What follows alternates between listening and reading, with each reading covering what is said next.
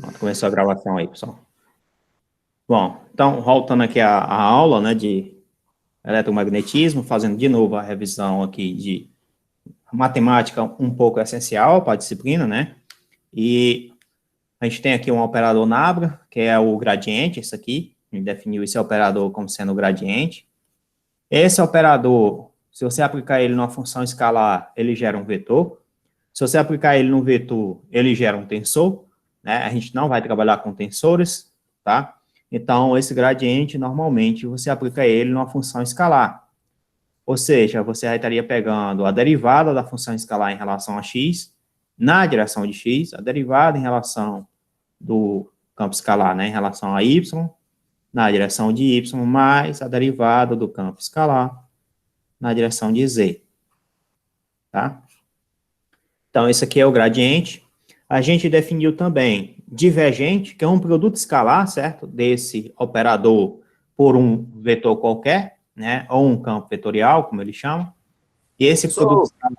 Pois não? Professor, assim, já falando já do outro assunto aqui, o conceito do gradiente, ele informa o quê mesmo, hein, professor? Ele maximiza a taxa de variação, certo? Se você imaginar que a derivada é a taxa de variação, então você tem uma taxa de variação no eixo x, uma taxa de variação no eixo y, uma taxa de variação no eixo z. Só que você está vendo que isso aqui é um vetor, tá? Sim.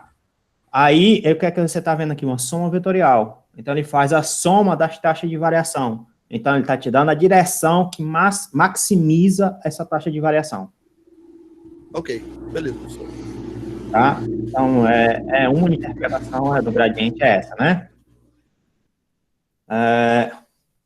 E o divergente, né, vai ser o produto escalar, né? Você vai colocar aqui como você escreve aqui o operador, tá? DDY, na direção de Y. Isso a gente fez isso na aula passada, mas só para a gente relembrar aqui rapidamente. Na direção de Z. Aqui você coloca escalar ao vetor AX na direção de X, mais AY na direção de Y, mais AZ na direção de Z. Só se tiverem alguma dúvida, podem perguntar, tá? Fiquem à vontade. Obviamente, esse resultado aqui, né? Você vai fazer o produto escalar de x com x, então isso aqui ficou a derivada em relação a x de a de x, mais a derivada em relação a y de a de y, mais a derivada em relação a z de a de z, certo? Gradiente, de novo, gradiente está relacionado com a fonte, né? É como se você estivesse pegando o livro, ele coloca um negócio interessante, né? Que é como se você estivesse pegando o seguinte, imagina que você tem uma torneira ligada. Então, o gradiente vai estar medindo aquela quantidade de água que está saindo numa determinada superfície, por exemplo. Certo? Se você tiver N torneiras ligadas ali, então você tem aqui, é como se você tivesse aqui um ponto onde você tem a fonte de água, e essa fonte de água está jorrando aqui alguma coisa, né? Então, é esse fato de estar fazendo isso aqui é o gradiente. Então, essa medida é como se você tivesse relação com fluxo, né? E daqui a pouco a gente vai ver que sim, tá? Daqui a pouco a gente vai falar o teorema do divergente, tá? E a gente vai mostrar isso aí, vai discutir essa parte. Aí hoje, a gente vai começar. Não. No caso aí, gerou, que eu perdi essa parte aí, gera o divergente, né? Esse produto escalar? Isso aqui, o divergente de A é o produto escalar. Tá? Beleza. E ele gera, exatamente, né? Como você falou, um produto escalar. Então, ele gera um escalar. O gradiente, ele gerou um vetor. Certo? O gradiente gera um vetor, o divergente gera um escalar. Né? E a outra parte agora é o rotacional. Tá? E o rotacional, como o nome já fala, né? Ele está medindo, é como se ele estivesse medindo a quantidade de um determinado vetor em girar, a possibilidade daquele vetor girar, né? Tá? Então, vamos lá. O rotacional, ele é escrito como sendo o produto vetorial, certo? O produto vetorial do operador por um vetor qualquer, eu chamei aqui esse vetor de V, né? Então, é o operador, produto vetorial com um vetor qualquer. Tem alguém entrando aqui? Deixa eu ver aqui. Tem. Larissa. Bom, dando continuidade aqui, né? A gente tem, então, o produto vetorial de V, certo? Novamente, pessoal, isso aqui é um produto vetorial. A gente vai fazer igualzinho vetores. A gente coloca os vetores unitários, certo? Colocou os vetores unitários, coloca a primeira parte, né, as componentes do primeiro vetor, certo? E coloca as componentes do segundo vetor. Tá? Isso aqui é um determinante, né? Obviamente, esse determinante, você pode escrever ele como sendo a direção x, que multiplica como é que se diz? Esse determinante aqui, dessa matriz 2 por 2 aqui, ó, é como se você estivesse cancelando essa linha e essa coluna. Você está pegando esse valor aqui, né? Então, você cancela essa linha, essa coluna, ficou isso. Ou seja, a derivada em relação a y do v de z, derivada em relação a y do v de z, menos a derivada em relação a z do v de y, tá? Aí você faz a mesma brincadeira para os outros, né? O j, né, que é o y aqui, ó. Quando você for pegar esse valor,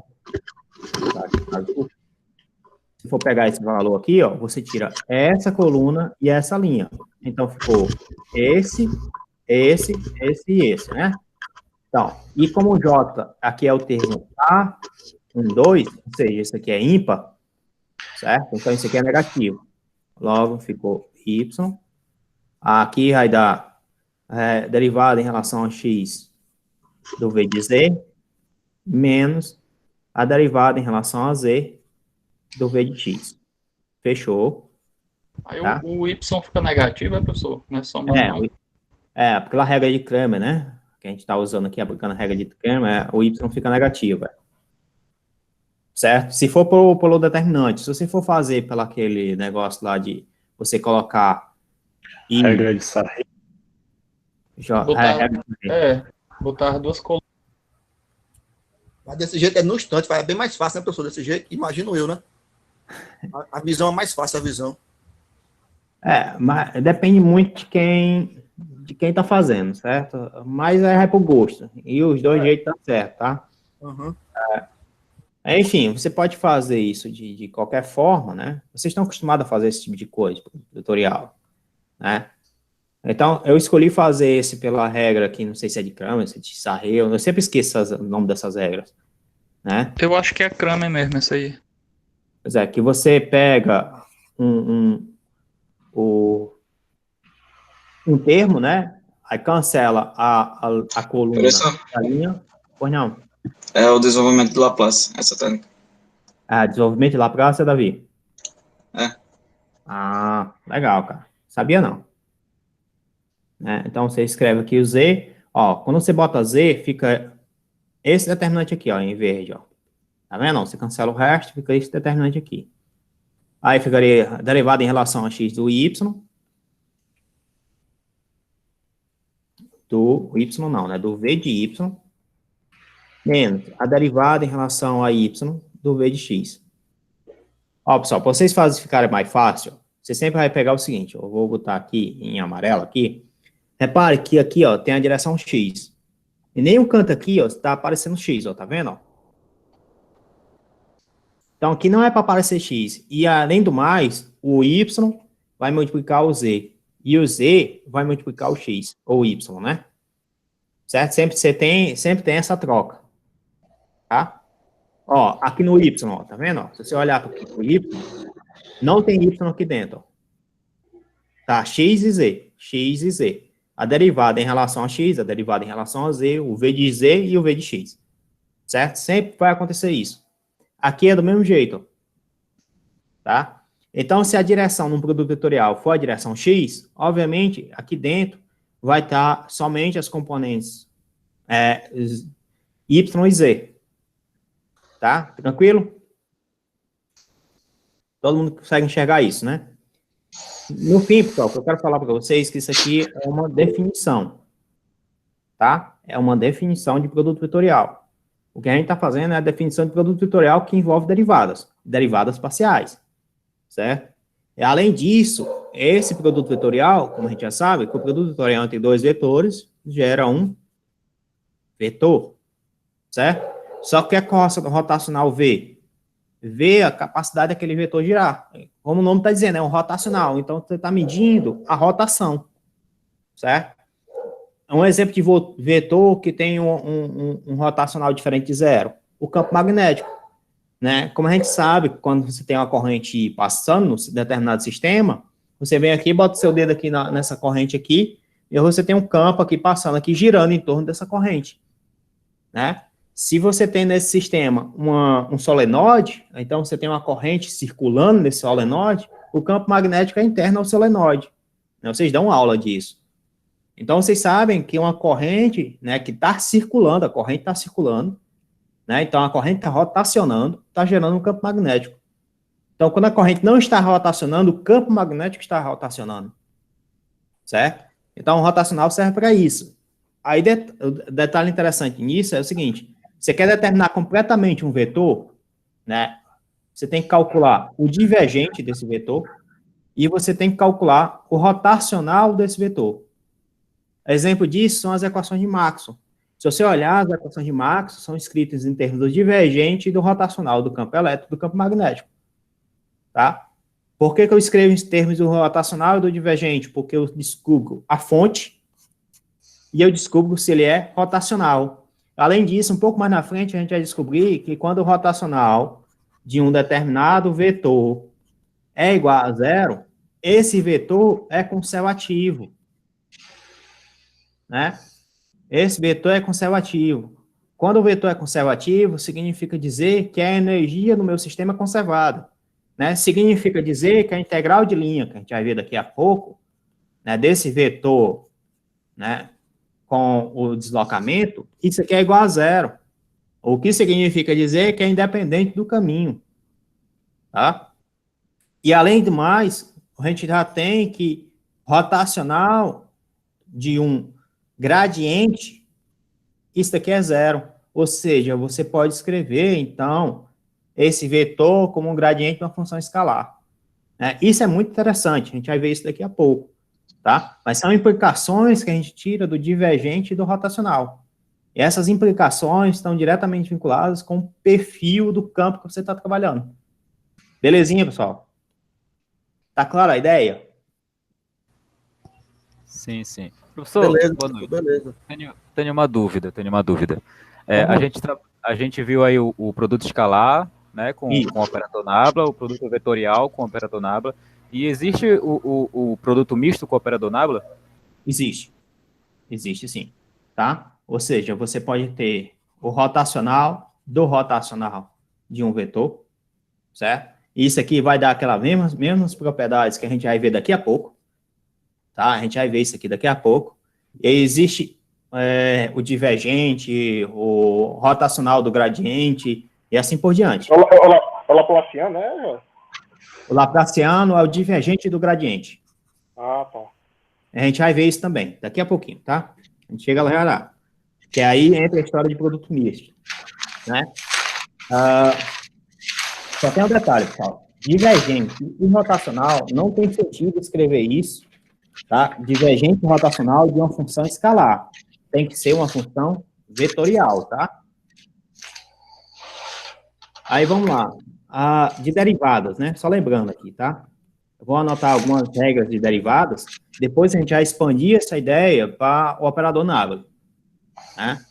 Derivadas, aqui, vou botar aqui só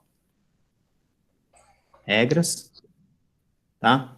A primeira delas vou botar aqui derivadas unidimensional, depois a gente expande essa ideia.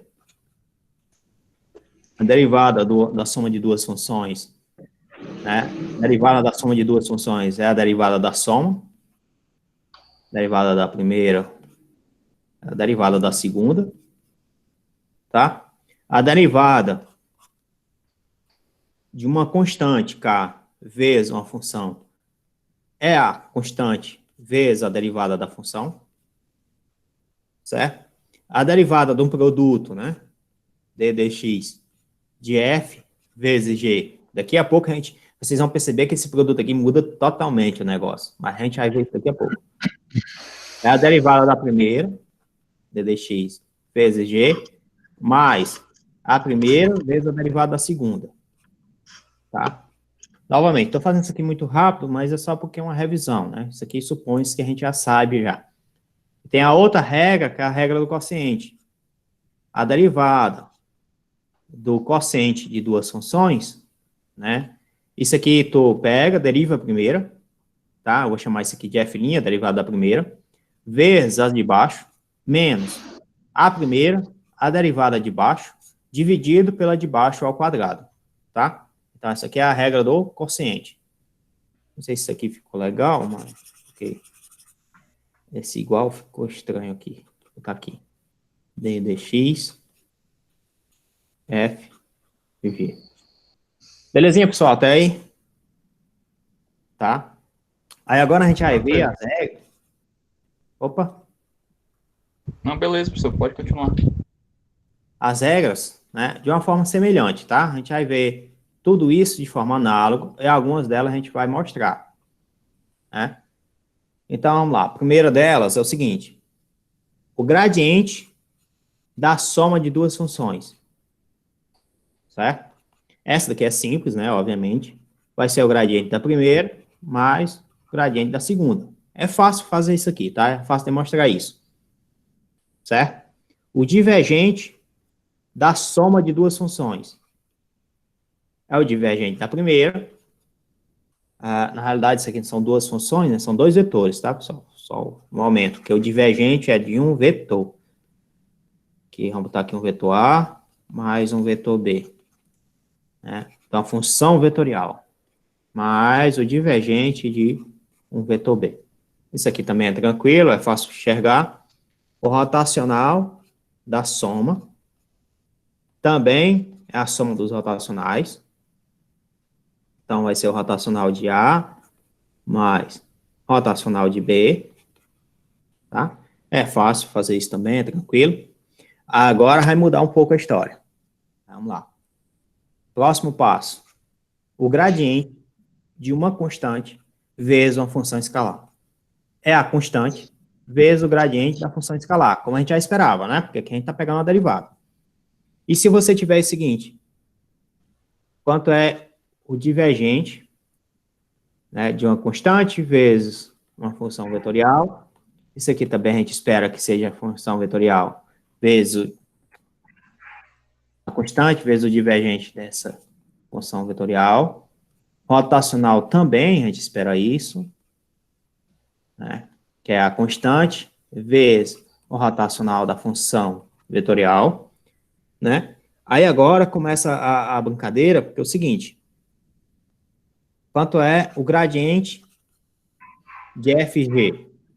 Aqui é só a derivada normal, tá, pessoal? Então, você pega a deriva primeira vezes a segunda, certo? Então, você está derivando a primeira vezes a segunda, mais a primeira derivada da segunda. É tranquilo. E se você tiver assim, o divergente, né, eu vou tirar essa setinha ali, só porque eu não estou colocando. Todo mundo sabe que isso aqui é um vetor. O divergente de dois vetores. Aqui, quando você bota dois vetores, a multiplicação entre dois vetores, pode ser o produto escalar ou pode ser o produto vetorial. Só que veja, quando eu faço o produto escalar, isso aqui não tem sentido, porque o produto escalar gera um escalar. Beleza? Pura? O produto escalar gera um escalar. O divergente de um escalar não teria sentido. Tem sentido se a gente colocar isso aqui um produto vetorial. Ou se a gente colocar isso aqui como sendo dessa forma. É uma função escalar vezes uma função vetorial. Isso teria sentido. Uma função escalar vezes uma função vetorial. Tá? Então, você está calculando o divergente de duas coisas. Quando você for calcular o divergente de uma função escalar, né, não existe. Então, isso se torna o gradiente da função escalar, escalar o vetor. Mais, não sei se eu anotei isso aqui em algum canto.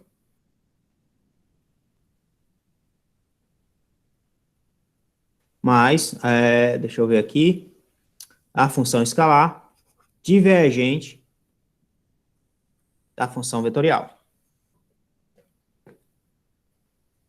É isso mesmo. Só para conferir.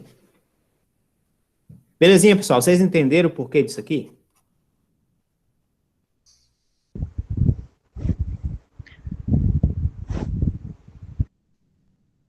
Todo mundo entendeu por que você transforma? Professor, o senhor pode explicar de novo? Posso. Ó, você tem uma função escalar e um vetor, certo? Vamos demonstrar essa brincadeira. Você está querendo calcular o divergente de uma função escalar vezes um vetor, tá? Isso aqui é a mesma coisa de ser o divergente de uma função escalar, tá? Vou apagar aqui só para poder... Divergente de uma função escalar vezes um vetor. O vetor, eu posso dizer que é AX na direção de X, mais AY na direção de Y, mais AZ na direção de Z. Tá? Aqui ficou o divergente, né? De quem? De F AX na direção de X, mais F AY na direção de Y, mais F AZ, né? F AZ na direção de Z, tá? O divergente desse vetor ali, ó, que o vetor agora é escrito dessa forma, né? Isso aqui é a mesma coisa de você dizer o seguinte, é d dx de F AX, certo? Mais d dy de F AY, mais ddz de F a Z. Isso aqui é uma derivada, eu posso expandir essa derivada usando a regra do produto. Então, ficou a derivada da primeira, vezes AX, né, mais F, a derivada em relação a X de AX, certo? Se você olhar, as outras ficam a mesma coisa, tá? Então, você vai ter aqui, ó, você vai ter, no fim, você vai ter a derivada em relação a x de f, vezes a x, mais a derivada em relação a y de f, vezes a y, mais a derivada em relação a z de f, vezes a z, mais a outra parte, que é f, né, f vezes quem? A derivada de ax em relação a x, mais a derivada de ay em relação a y, a derivada de az em relação a z, né? E se você olhar a definição do divergente, que a gente escreveu aqui na primeira página, ó, o divergente, quem é? É a derivada em relação a x, de ax, derivada em relação a y, de ay, derivada em relação a z, de az. Logo, quando você pegar todos essas derivadas aqui, ó, vai aparecer aqui o divergente de A, né? O divergente de A. E essa parte aqui, se você olhar, né? Isso aqui é a mesma coisa de ser, ó, se você olhar aqui para a primeira página de novo, quem é o gradiente de uma função escalar? É o gradiente, né? Ou seja, é a função escalar em relação a x, a derivada da função escalar em relação a y na direção de y, a derivada da função escalar em relação a z na direção de z. Se você olhar aqui, apareceu todas essas derivadas, só que vezes a x, a y, a z. Então, eu posso dizer que isso aqui é a mesma coisa de ser, ó, eu posso dizer que isso aqui é a mesma coisa de ser derivada em relação a x de f na direção x, mais derivada em relação a y de f na direção y, mais derivada em relação a z em relação a f na direção de z, de f em relação a z na direção de z, e escalar ao vetor A. Não posso fazer assim? Porque quando eu fizer o produto escalar desse cara com A, olha só, o A, né, ax, ay, az, quando você fizer o produto escalar, não vai aparecer a derivada em relação a f de x, vezes ax, derivada em relação a f de y, vezes a y, derivada de f em relação a z, vezes a z. Todo mundo entende isso? Sim. Sim, sim. Pronto, então, todo mundo entende que, no final, você vai ter o gradiente de f escalar A mais f, né, f divergente de A. Então, isso aqui vai ser o gradiente de f escalar A mais f divergente de A, que é a propriedade que a gente estava discutindo anteriormente. Essa propriedade bem aqui. Tranquilo? Tranquilo. Agora só uma dúvida aí, professor. A quarta propriedade aí, perdão, a terceira dessa regra semelhante é o gradiente com... na página anterior, você pode voltar aí? Posso. E? Ah, no caso aí é... Beleza. Não, eu queria só ver se eu tinha conseguido colocar direito aqui. Ah, tá. Pronto, valeu. Pronto. Então, vamos dar continuidade aqui. A próxima regra agora é essa daqui. Bom, a gente teria o divergente não, o gradiente de um produto escalar. Ó, o produto escalar gera uma função escalar. Então, você pode fazer o gradiente dessa função escalar. Quando você fizer isso, aí vai aparecer essa ruma de termo aqui, ó. Primeiro, vai aparecer A, vetor rotacional de B. Tá vendo? Mais B, né, rotacional de A. Mais isso daqui é que é interessante, ó. Primeiro vem o vetor, depois aí vem a derivada, ó, o operador. Isso em B, mais, primeiro vem o vetor, faz o produto escalar com a derivada na direção de A. Isso daqui, pessoal, para demonstrar, isso aqui demora muito, tá? Eu vou deixar aí a cargo de vocês, se vocês tiverem curiosidade. Bom, é matemática isso, certo? Demora um pouquinho a desenvolver, mas, enfim, é possível. Belezinha até aí?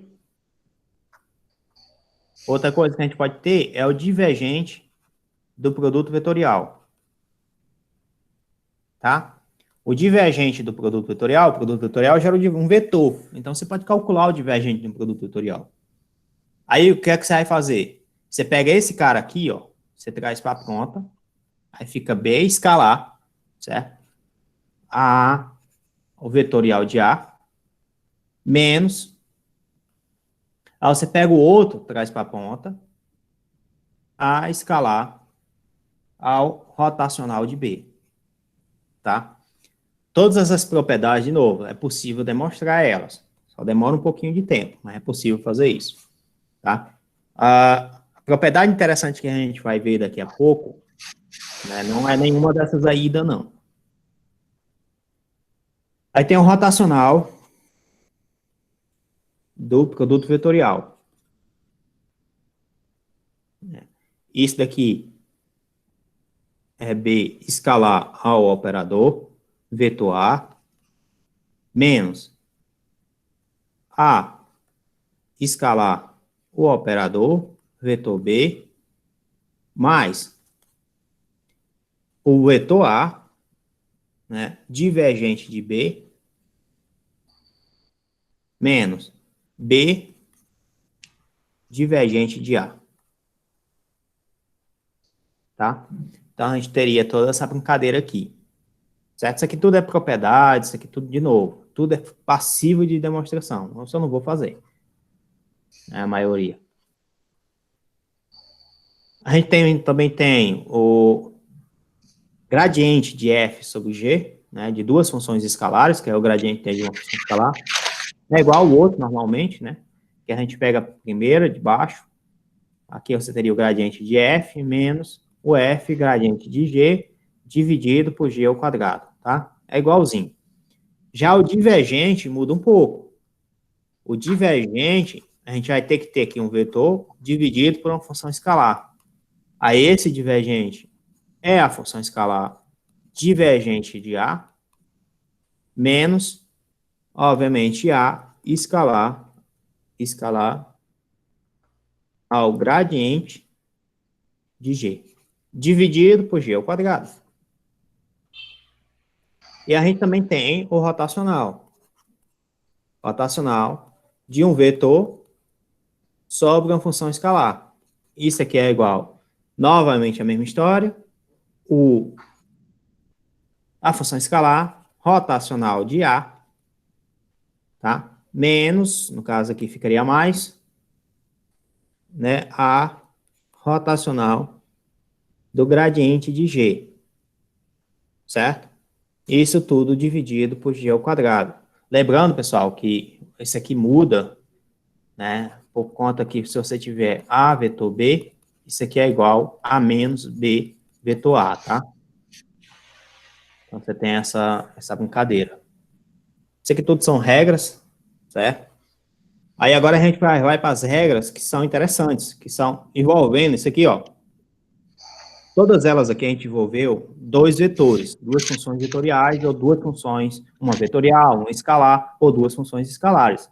Agora a gente vai envolver dois tipos de derivadas, né? A gente tem o gradiente, o divergente e o rotacional, certo? A gente tem esses três tipos, gradiente, divergente e rotacional, tá? A primeira delas, a mais importante, a gente vai ver muito isso, é o laplaciano. O laplaciano é o divergente do gradiente, certo? O gradiente, a gente calcula o gradiente de uma função escalar, tá? Então, primeiro você calcula o gradiente de uma função escalar, depois você calcula o divergente dessa função escalar. Aí isso chama laplaciano, certo? Essa função escalar. Aí isso daqui é a mesma coisa de ser o quê? O divergente do gradiente. O gradiente é d dx de t na direção x,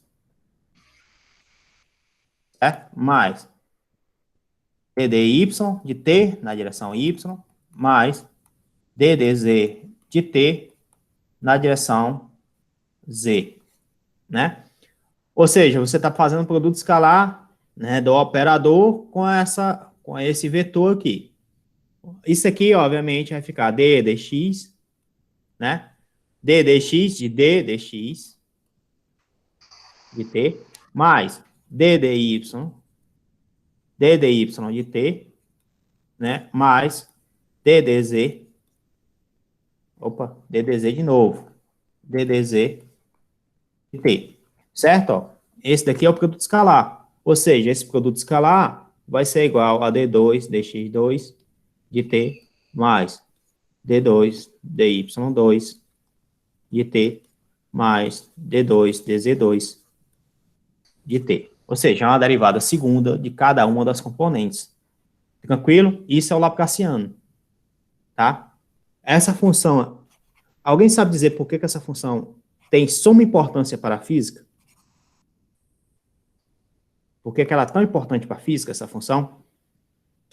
Professor, ela é uma função escalar, professor? É uma função escalar. Ok. É uma função escalar. Né? Porque você tem um vetor aqui, o gradiente, e o divergente do gradiente é um escalar. Mas por que ela é tão importante? Vou chutar aqui, professor. Eu acho que é porque tem algumas funções que a gente faz a derivada, vai continuando fazendo a derivada e vai dando outra característica do problema, não? É uma ideia, mas tem algo mais interessante ainda. Tá? Vou te fazer uma pergunta. Como é que é escrita a segunda lei de Newton?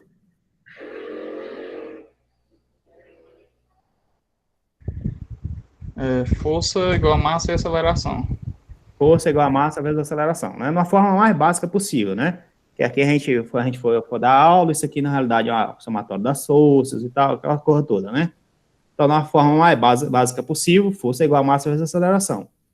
Esse problema, você entende ele como sendo um problema de equações diferenciais, do tipo m, d2 de x, dt2. Correto? Um problema de equações diferenciais de segunda ordem. Certo? Então, toda vida que você pega um problema de física e esse problema é escrito a partir das leis de Newton, esse problema vai dar uma equação diferencial de segunda ordem. Né? Porque a força é igual a massa vezes a aceleração. A aceleração você escreve como sendo uma derivada segunda. Querendo ou não, você está resolvendo a equação diferencial de segunda ordem. Né? E se você for escrever lá em mecânica analítica, né, for escrever em relação ao lagrangiano, o lagrangiano também é uma derivada segunda. Então, repare que o laplaciano também é uma derivada segunda. Então, todo problema da física, você pode escrever ele como sendo a equação diferencial envolvendo derivadas segundas. né? Se você escrever esse problema, aí indo para o hamiltoniano, né? Se você escrever esse problema como derivadas primeiras, o número de equações dobra, tá? Então, o Laplaciano para física tem suma importância em relação às derivadas, né, o tipo de problema que você está tratando. Né? São problemas de derivadas segundas. Tranquilo? Deu para entender a ideia, mais ou menos? Deu, tranquilo. Professor, oi, rapidinho aí. Esse operador nabla está ao quadrado, certo? E o operador nabla, ele é um vetor. Só que nesse caso não é o módulo do operador nabla, né? Esse nabla ao quadrado. Não Perfeito. é. É o divergente do gradiente. Né? Você leu o nabla ao quadrado, como sendo Laplaciano, né? Mas, como se fosse um módulo, mas na realidade não é um módulo. É o divergente do gradiente. Tranquilo? Tá, então, dando continuidade, pessoal, né? Sim, dando continuidade, quanto é o rotacional do gradiente de T? Bom, eu vou dar aí 10 minutinhos para vocês, é o tempo que eu tomo água, para vocês tentarem fazer. Oi. Zero? O que o Laplaciano indica, professor, numa função escalar? O que é que o Laplaciano indica numa função escalar? O gradiente, o Laplaciano é o divergente de um gradiente. O gradiente indica o quê? Maximização. Isso. Certo? A determinado ponto.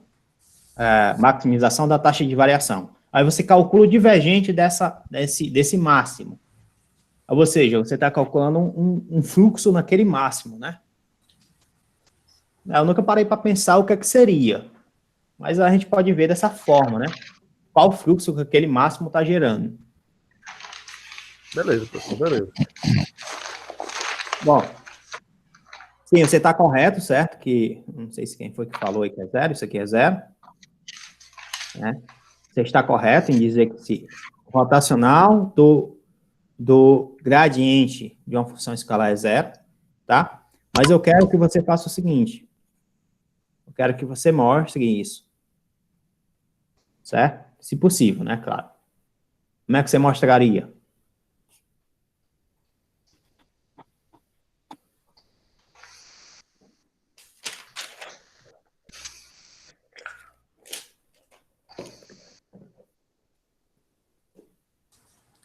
Aí faz a matriz, né? O determinante, que eu digo, né? Faz a matriz, né? Então, você vai calcular o rotacional do gradiente de T como sendo o determinante, né? X, Y, Z, Isso. né? Aí aqui vai ter o primeiro termo, que é ddx, o segundo, ddy, o terceiro, ddz, né? Aqui teria dt dx, dt dy, dt dz, certo? E isso daqui vai ser igual. Aí, em relação... Vou fazer só em uma componente, né? Porque o resto é a mesma coisa, tá? Em relação a uma componente, você pode observar que ficaria esse determinante aqui, ó. Seria esse determinante aqui, não é? Determinante disso com isso, disso com isso. Ou seja, você teria ddy, dt dz, menos ddz, ddy de t, né? Mais as demais componentes, certo? Para você poder dizer que esse cara é zero, significa dizer que as derivadas mistas, elas comutam. Não sei se vocês conseguem observar isso, que aqui você está derivando em relação a z, aqui você está derivando em relação a y. Aqui fora está em relação a z e aqui está em relação a y. Então, você tem que trocar essas derivadas. Aí tem algumas condições que a função tem que respeitar para você poder trocar, tá? Eu não lembro quais são as condições, não. Mas, enfim, como a maioria dos problemas físicos, as funções que a gente pega são funções contínuas, tudo bonitinho, então você pode fazer essa permuta, tá? Em mecânica quântica, a gente não pode fazer isso, ok? Em elétrica, a gente vai poder fazer essa permuta. Então, obviamente, quando a gente pega até porque em mecânica quântica os operadores são operadores complexos, né? Enquanto que aqui a gente está pegando o operador real. Então, ocorre essa permuta, certo? Significa dizer que, quando ocorre essa permuta, DDY, DDT em relação a Z, DDT em relação a Z, é igual a DDZ, DDT em relação a Y. Belezinha, pessoal? Tranquilo? Todo mundo entende isso? Ok. Beleza. Professor, Então, pois não? pode escrever assim, D-ROM2T, D-ROM-Y, D-ROM-Z? Pode escrever assim. Você está falando assim, ó, D2T, D2T e aí embaixo D-ROM-Y, D-ROM-Z. Pode escrever assim, tranquilo. Beleza, eu escrevi aqui, de boa. Isso aqui, né? Pode escrever assim. Isso aqui também tem a ver com equações diferenciais também, lá, quando vocês estudaram equações diferenciais, tem a ver com diferencial exata, né? Acho que esse é o nome. Quando a diferencial é exata, as derivadas mistas, elas permutam. Não sei se vocês lembram disso. Então, veja bem que o rotacional, a gente está escrevendo que o rotacional do gradiente de uma função escalar é zero. É zero, isso. Né? Então, quando a gente tem o rotacional de uma função vetorial igual a zero, significa dizer que essa função vetorial, você pode escrever ela como sendo mais ou menos o gradiente de uma função escalar. Tranquilo? Todo mundo entende por que mais ou menos, né? Não, professor. Relembre, por favor. Pronto, se você tiver mais ou menos aqui, ele esse mais ou menos vir para cá. Só que aqui é zero, não é? Ó, o que eu estou dizendo para ti é o seguinte, ó. Pega o rotacional de uma função escalar que é mais ou menos o gradiente de uma função escalar. Isso aqui é zero, correto? Esse Sim. mais ou menos aqui, né? Esse mais ou menos aqui, pode sair para fora aqui, ó. Aí ficaria mais ou menos o rotacional do gradiente de uma função escalar. Isso igual a zero. O zero não é negativo nem é positivo. Então, isso aqui fica a mesma coisa de ser o rotacional do gradiente de uma função escalar. Isso aqui é igual a zero. Tranquilo? Ok, tranquilo. Pronto. Então, toda vida que você tiver uma função vetorial, rotacional de uma função vetorial igual a zero, ou seja, essa função ela é irrotacional, ela não rotaciona, né? Ela é irrotacional, tá? Você pode escrever ela como sendo o gradiente de uma função escalar, né? Daqui a pouco a gente vai ver as consequências disso, tá? Só para deixar registrado aqui. Dando continuidade, pessoal, certo? Tem mais algumas coisas aí para vocês fazerem depois, que é quanto é o divergente do rotacional de um vetor.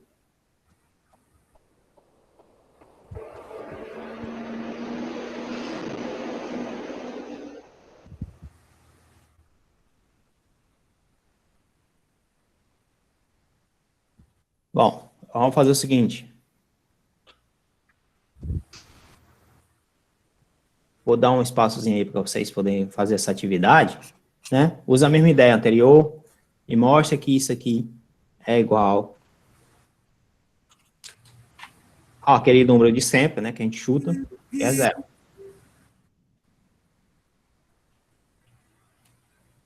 Mostra que o divergente de uma função escalar, ou divergente o rotacional de uma função vetorial é zero, tá? Vou tomar água aqui, volto rapidinho.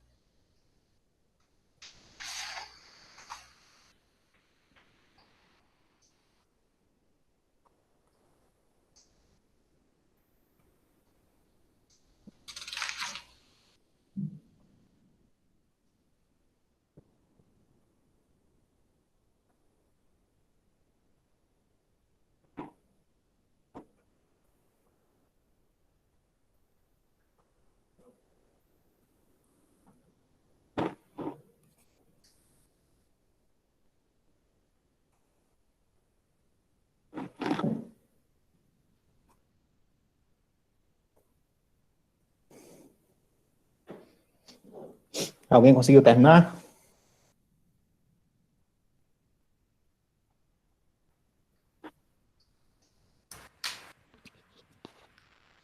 Tá no caminho. No caminho, bom. Espera aí mais 2 minutinhos aí, tá certo.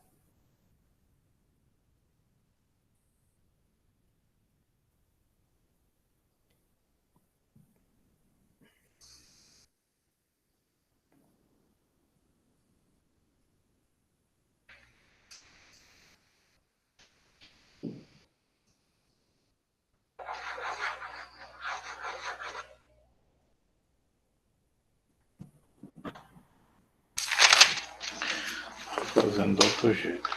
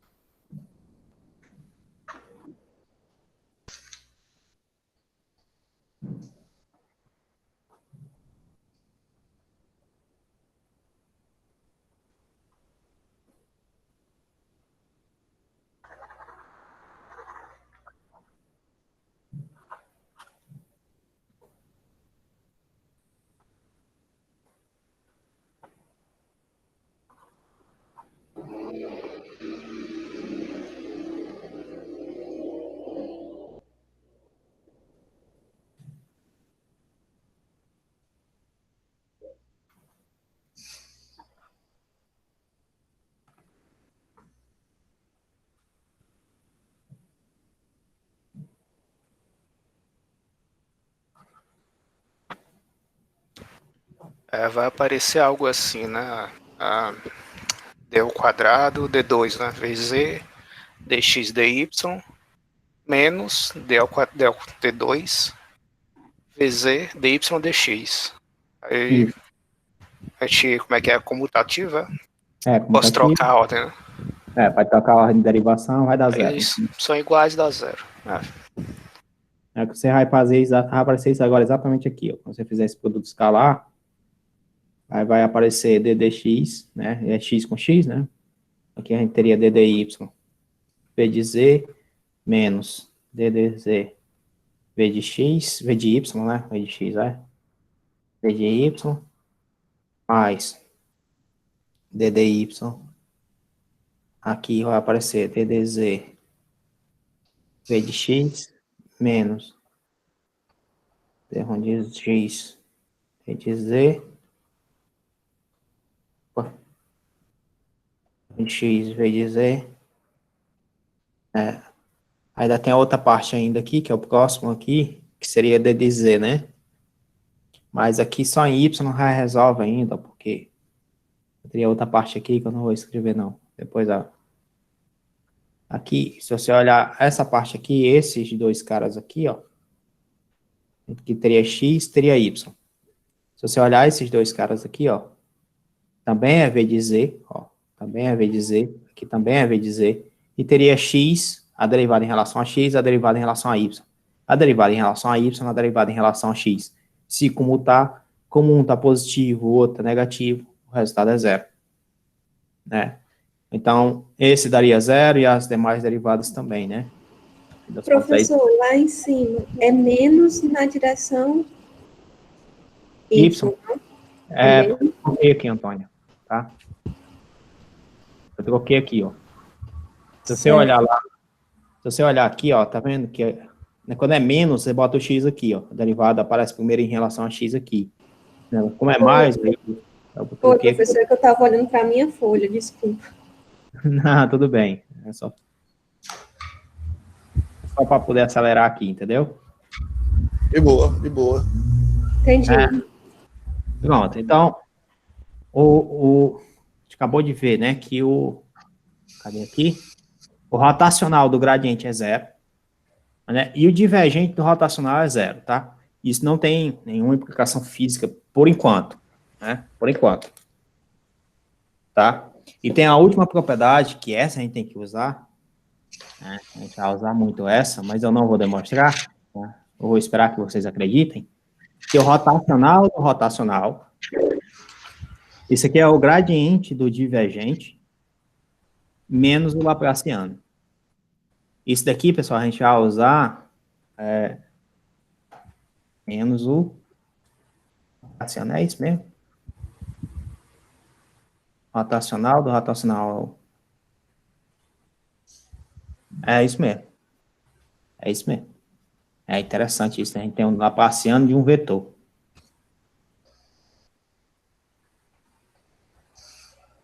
Laplaciano de um vetor. Então, é isso mesmo. E a gente vai usar isso aqui quando a gente for mostrar a equação da onda, tá? Porque para mostrar a equação da onda lá, a gente vai poder fazer o rotacional do campo magnético, ou rotacional do campo elétrico. A gente faz essa brincadeira, usa esse fato aqui e chega à equação da onda, tá? Ou seja, que a luz é uma onda eletromagnética. Então, essa expressão aqui é necessário a gente saber dela para usar mais na frente. Certo? Tranquilo, galerinha? Até aí? Beleza, professor. Pronto. Então, a gente terminou a parte de revisão de cálculo vetorial, tá? Isso é uma revisão muito rápida, tá?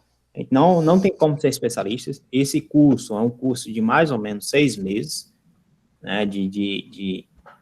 Teria uma disciplina de 4 créditos aí para cálculo vetorial, que aí a gente teria essa parte, uma parte dessa disciplina é relacionada a gradiente divergente rotacional, a outra parte é relacionada ao que a gente vai ver agora, que é a integral de linha, superfície e volume, né? Então, uma revisão bem rápida dessa ferramenta, né? Aí, vamos lá, para poder a gente ver essa próxima parte, a gente vai estar falando de integrais, né? E toda vida que a gente fala de integrais, a gente pode ver ela de duas formas. Uma, pela soma de rima, né? Que esse daqui é bonito, é um negócio mais histórico, certo? E a gente pode ver como primitiva. E primitiva, a ideia é como se fosse a inversa da integral, ou a inversa da derivada. A integral, a inversa da derivada. Obviamente, nem sempre isso ocorre, tá? Mas a gente tem, sim, essas ideias de primitiva, da ideia do seguinte: se eu derivar uma função, se eu estou derivando uma função d de f de x, né?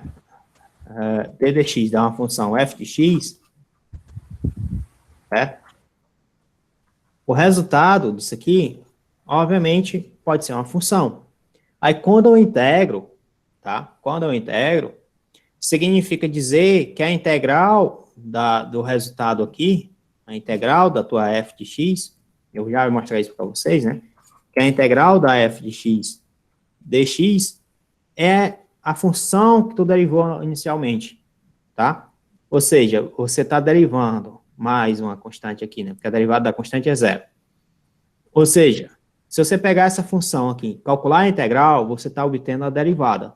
Se você derivar essa função, você está encontrando uma função que, se você integrar, você retorna ela. É como se fosse uma inversa, né? Uma gera a outra, tá?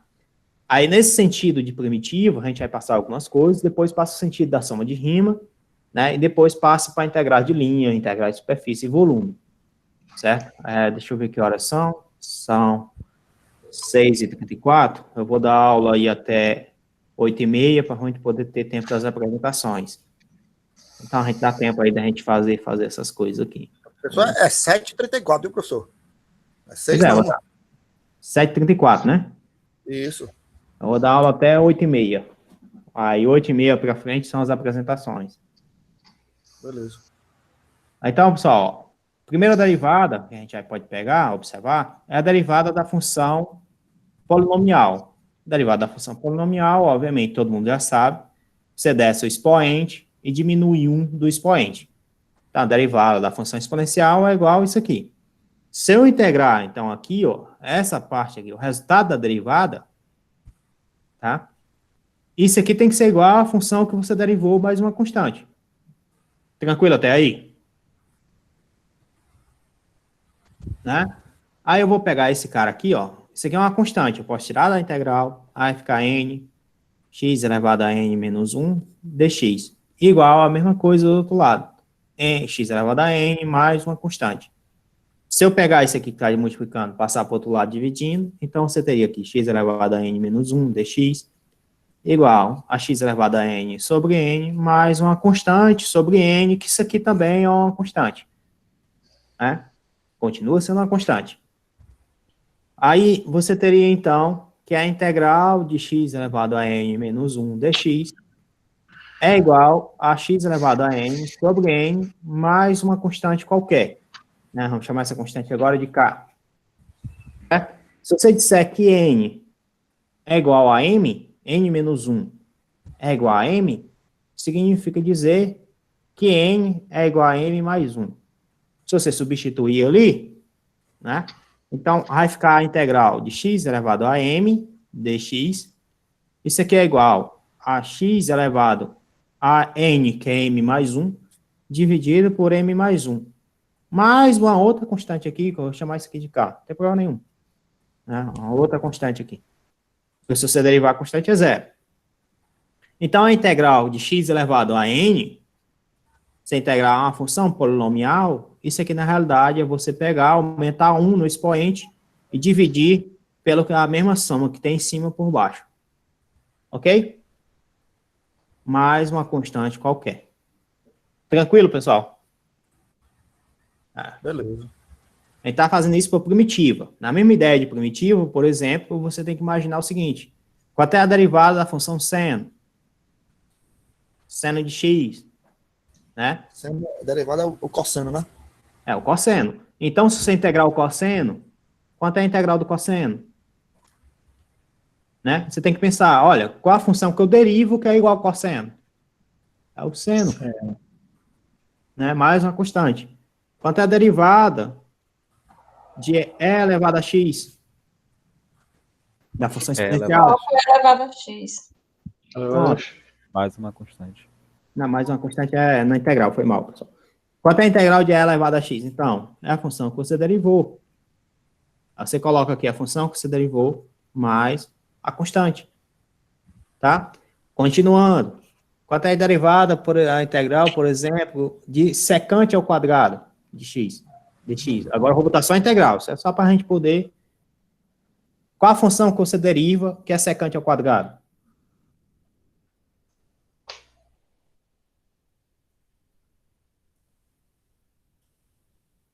Tangente x, tá, pessoal?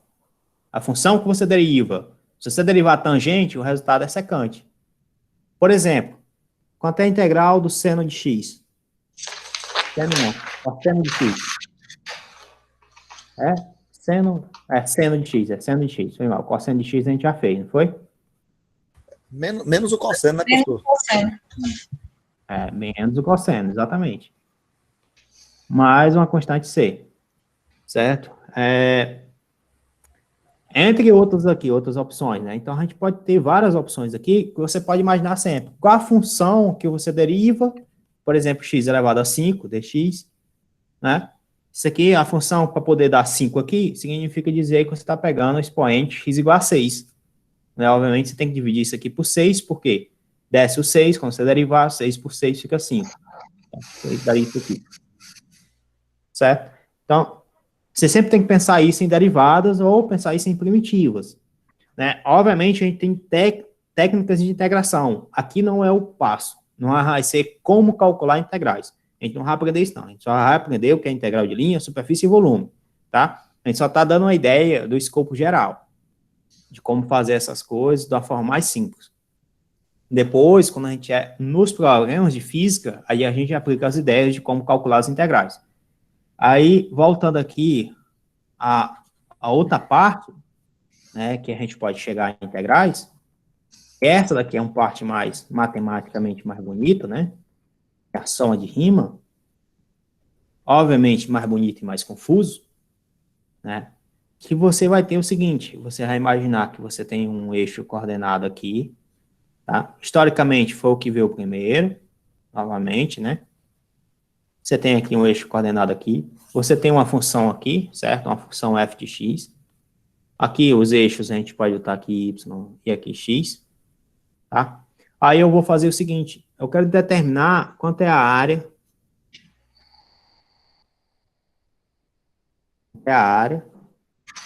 do ponto A até o meu ponto B aqui, ó. Então, quero determinar quanto é a área delimitada pela função, o eixo x e os limites aqui, ó, A e B. Certo? Então, eu quero saber quanto é essa área aqui, ó, total aqui, ó. Tá? Todo mundo entende isso, né? Que eu quero calcular essa área aqui. Então, a forma de eu calcular essa área de forma aproximada é vir bem aqui e fazer isso aqui, ó. Traçar aqui, vou botar aqui em amarelo, como se fosse um retângulo, não é? Quadricular, professor? Quadricular, exatamente. A ideia não é nem quadricular, né? Porque a gente vai ter aqui um retângulo, né? A ideia aqui é você ter um retângulo aqui e você teria aqui uma área aproximada. Só que nessa área aproximada você está perdendo esse lado aqui, né? Porque você não está calculando com a exatidão esse lado. E esse lado aqui está se perdendo porque está na área que a gente calcular, mas a gente está considerando ele fora, certo? Então, a ideia aqui seria simplesmente você pegar, você tem uma ruptura aqui, uma F de C aqui qualquer. Então, a área dessa região aqui, a área dessa região, né, seria aproximadamente a base, que a base seria B menos A, né, a um delta X, vezes FC. Ou seja, é aproximadamente F de C vezes a diferença de intervalo, delta X. Tranquilo? Se eu quiser uma área um pouco mais exata, o que é que eu faço? Aí, novamente, pessoal, vou pegar essa figura aqui, tá? Só um minuto, para poder levar ali para outro canto ali. Aqui. Pode ser isso aqui também. Você? Para poder não desenhar de novo. Aqui, vou apagar isso aqui. Tá? Essa parte aqui, eu tenho que apagar. Obviamente, eu espero que vocês entendam o que eu estou fazendo, onde é que eu quero chegar. Né? E o F de C aqui também eu posso apagar. A área que eu quero, né, eu quero a área uma forma mais exata, né? Então, para poder determinar essa área um pouco mais exata, eu venho aqui e particiono o meu intervalo, certo?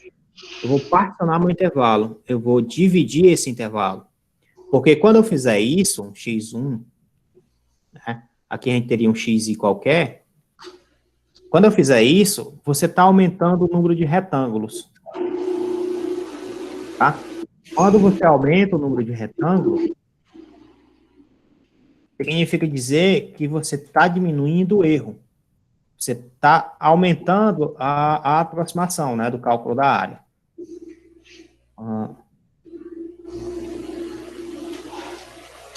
Opa, não está indo, não, é? Professor, Pois não. mandei um link de um site que faz animação para ficar mais fácil. Mandou? Deixa eu ver aí, cara. Assim você me ajuda muito. Essa animação aqui. Do Fran, é? Tá compartilhando aqui, ó. Cadê aqui? De -1, vamos botar aqui de 0, tá, Davi? 0 a 2, obviamente. Usando 29 retângulos, vamos usar 10 retângulos, 2 retângulos aqui para ver. Aí replote. O gráfico dessa função aqui, essa função é meio estranho, cara. Botou aqui x à quarta, menos 3x ao quadrado. Eita, porra. Era o exemplo que vinha com o site. Não foi eu que coloquei, não. Não, tudo bem. Não. Tá aqui mais aqui. Só para poder ficar mais fácil de enxergar. x ao cubo. Vou botar aqui menos aqui o que é que acontece. Pronto, aqui tá melhor. Ó, se eu botar dois retângulos, pessoal, ó, tá vendo? Ele tá dividindo o intervalo de 0 até 2, ó. De 0 até 2. Todo mundo consegue enxergar isso, né? Ele tá pegando dois retângulos, certo? Então ele tá aproximando a área. A área estimada é 6. Certo? O que seria essa área estimada? Seria aqui de 0 a 1, né? Vezes essa altura aqui, ó. Que ele deu aqui, ó. Então você teria aqui um valor de uma área.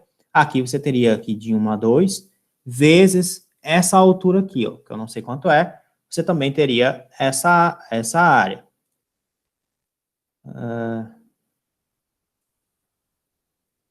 Se eu colocar aqui agora, não, fica feio pra caramba. Não, fica estranho, né? Não, melhor assim mesmo, cara. Melhor do jeito que tava mesmo.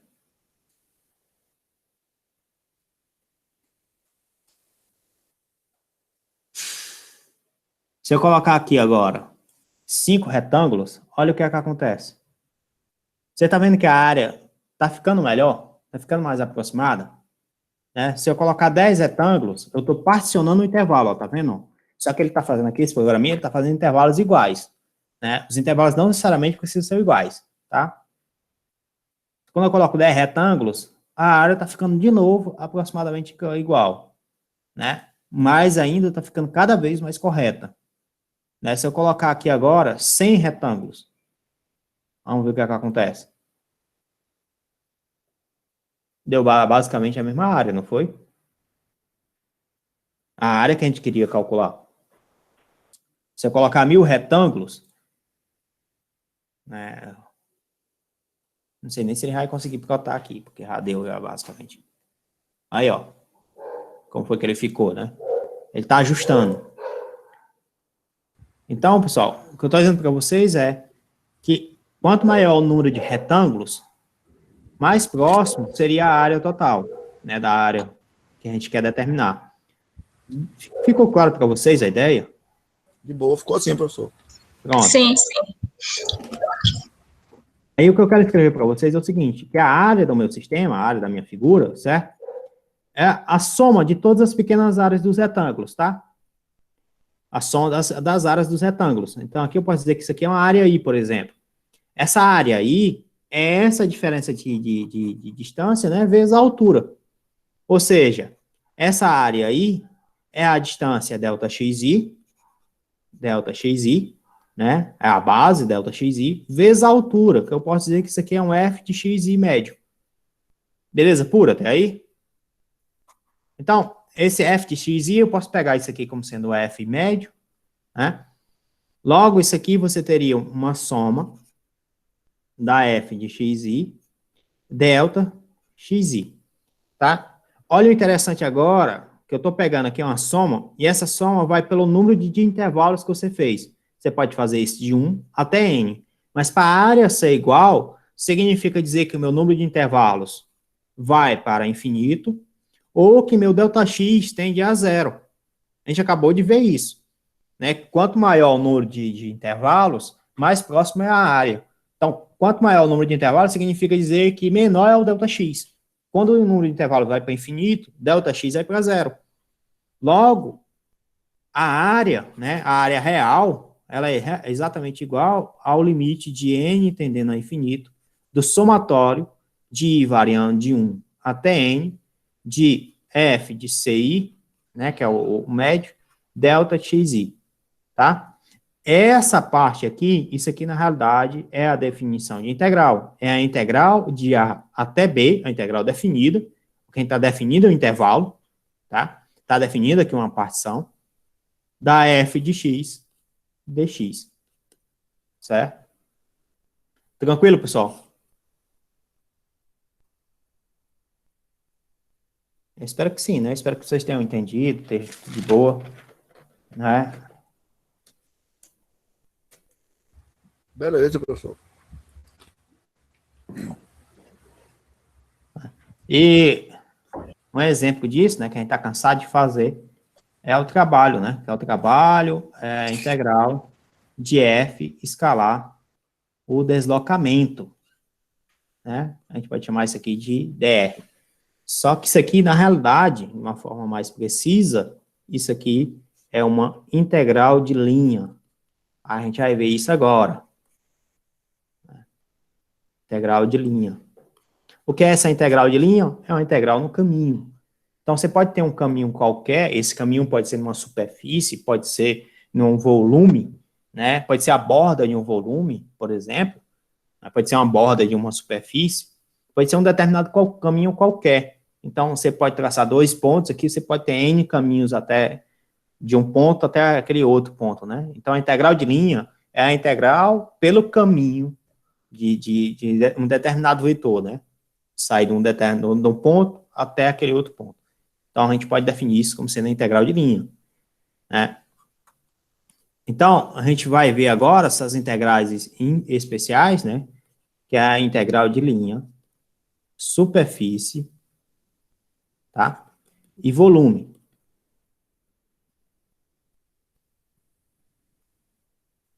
Aí, vamos lá. Integral de linha é a integral sobre o caminho, certo? Normalmente, a gente está pegando aqui, por exemplo, trabalho. Integral de superfície, normalmente, se a gente está calculando aqui, deixa eu ver aqui o que foi que eu escrevi aqui. Eu escrevi aqui essa parte aqui, que essa integral de linha de superfície, normalmente a gente está calculando um fluxo, tá? E integral de um volume, por exemplo, de uma densidade, a gente está calculando, pode ser a massa total, pode ser a carga total, tá?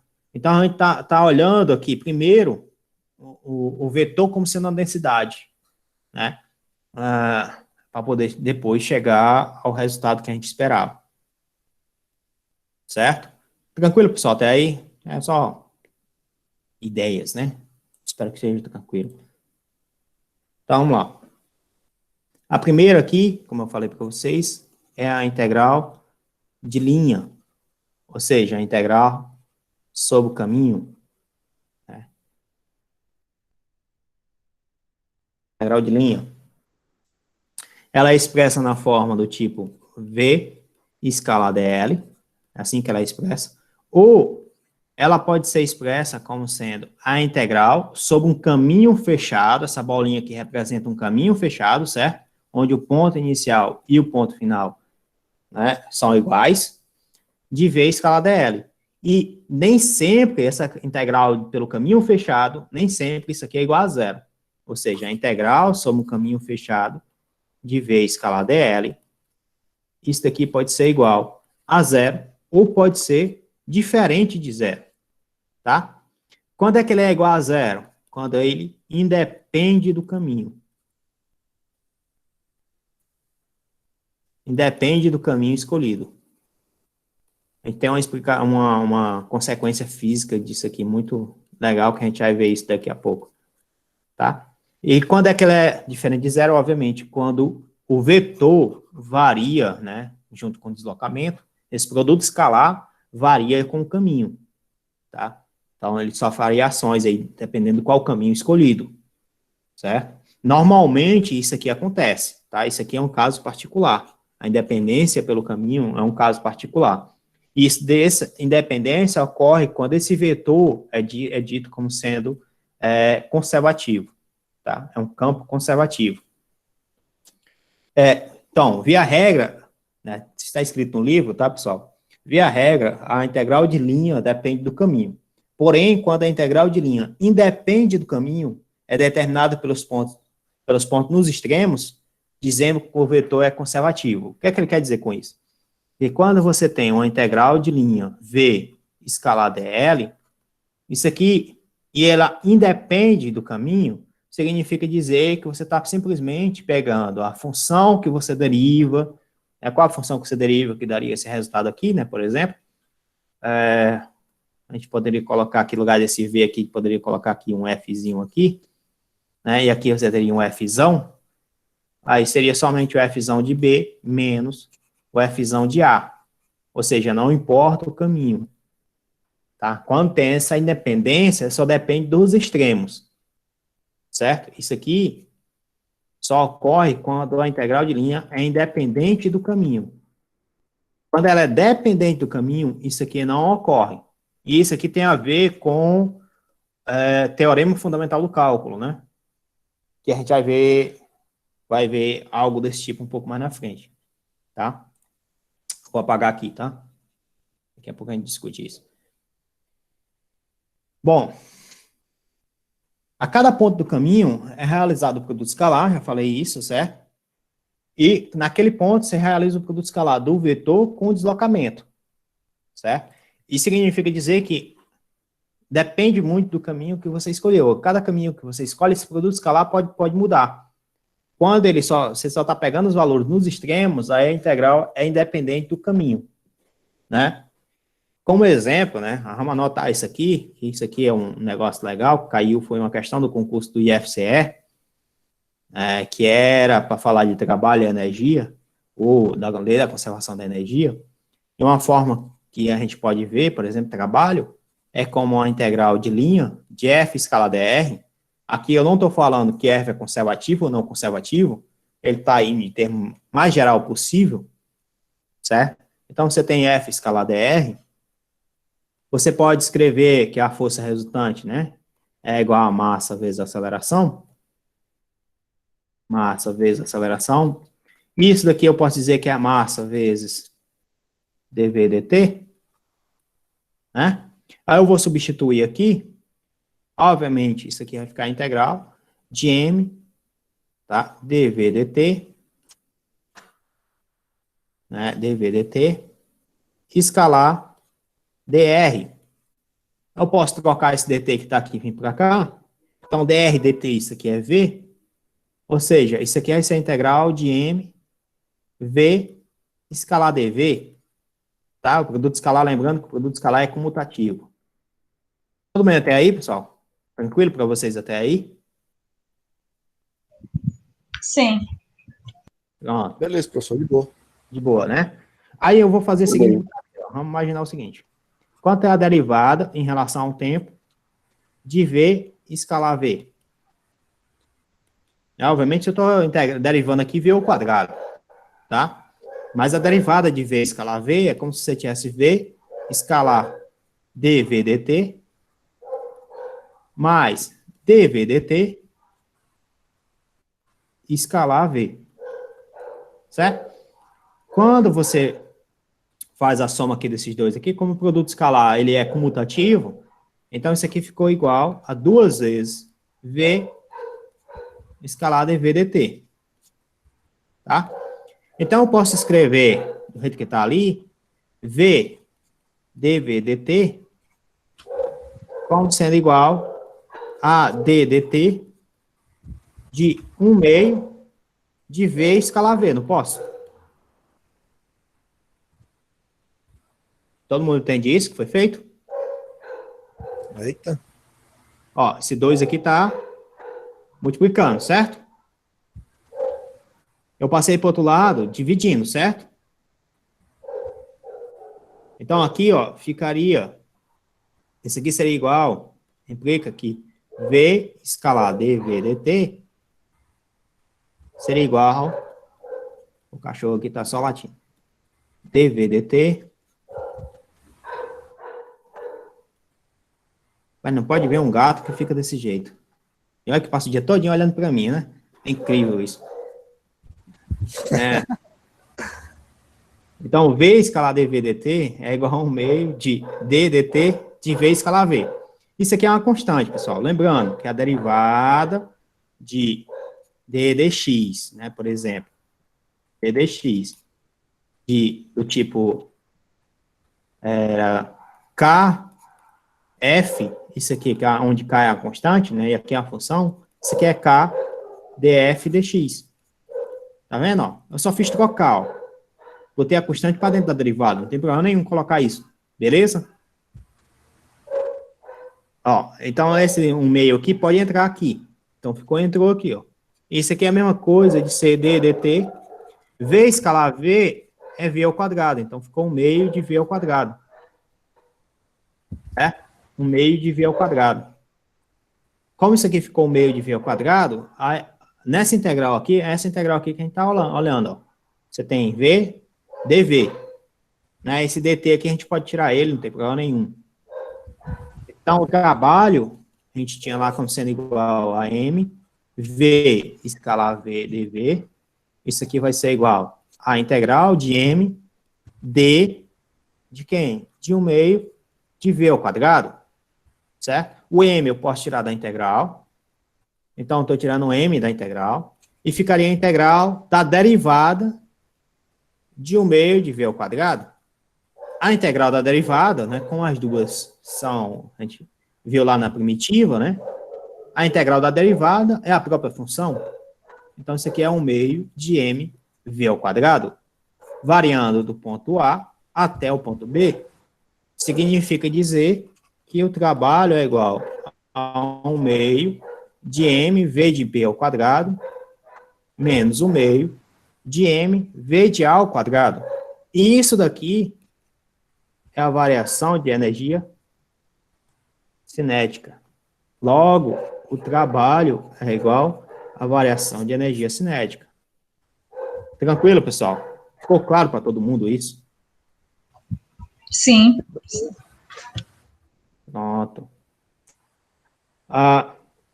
Lembrando, galera, tem uma propriedade interessante a energia cinética, certo? Ela sempre vai depender, né, como ela está falando, o nome mesmo diz, né? É energia cinética. Então, ela sempre vai depender do movimento, tá?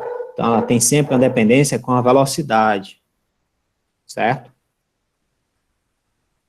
E, veja, isso aqui acontece, eu não fiz nenhuma consideração sobre a força, se a força é conservativa ou não conservativa. Então, esse sistema é válido para qualquer tipo de situação, seja conservativo ou não, tá? Fica aí como exemplo, vamos anotar esse resultado, guardar esse resultado, daqui a pouco a gente volta nesse resultado para mostrar outra coisa. Belezinha? Agora a gente vai trabalhar com integral de superfície, novamente, é só coisa rápida, né? Revisão. Que horas são, hein? Deixa eu ver aqui. 8 horas, professor. Tá, bom 20 horas. demais. Dá tempo. Se vocês não estiverem não estiverem entendendo, pessoal, perguntem aí, porque se eu for no meu ritmo, a gente anda, viu? Professor, tem só um detalhezinho aí, mas depois a gente desenrola vendo a gravação aí, é só besteira. Tá bom, então. Dá certo também. Integral de superfície, pessoal, só lembrando, viu? Integral de linha é sempre por um caminho, tá? É sempre por um caminho, certo? Integral de superfície, você vai estar sempre pegando a integral sobre uma superfície. A integral de linha tinha um produto escalar. A integral de superfície também vai ter um produto escalar, tá? Só que a integral de linha tinha um produto escalar com caminho. Aqui vai ter uma integral de linha, a integral de superfície vai ter um produto escalar com a área, tá? Então, é V escalar dA, certo?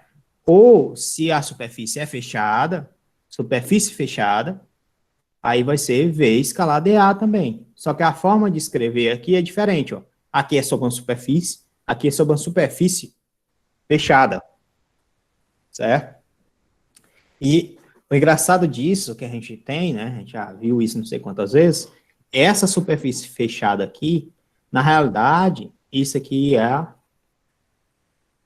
gente vai ver um pouco mais adiante, né, que é a lei de Gauss, né, vocês não estão acostumados a ver isso. Ou, né, isso aqui é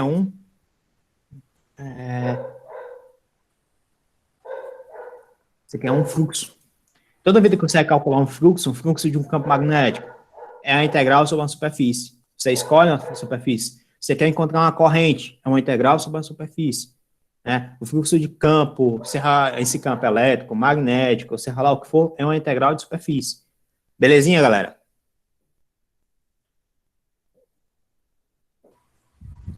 Beleza, vamos sim. Pronto. Aí, eu vou desenhar um negócio aqui, tentar desenhar aqui um negócio aqui. Pronto, aqui. Tentar aqui, porque esse negócio aqui é um pouco mais chato. Pronto. Vamos ver aqui se eu consigo fazer isso. Que é Y, Z, e aqui X, né? Aí, suponha que você tem uma superfície qualquer, né? Tem uma superfície qualquer, certo? Suponha que você tem aqui uma superfície qualquer, S, né? Tá? Aí, você quer calcular a integral de superfície aqui, né, de algum campo que esteja passando por essa superfície, certo? É como se você estivesse contabilizando ali o quanto de campo está passando aqui, tá? É como se você estivesse contabilizando, então, um fluxo. Se você quer calcular esse fluxo, né, aí eu pergunto a vocês, quem é dA? Porque aqui você tá, não sei se você percebeu, na definição você tem dA como elemento de área como vetor. Mas quem é dA? Alguém sabe dizer isso? Como é que a gente faria esse negócio de dA?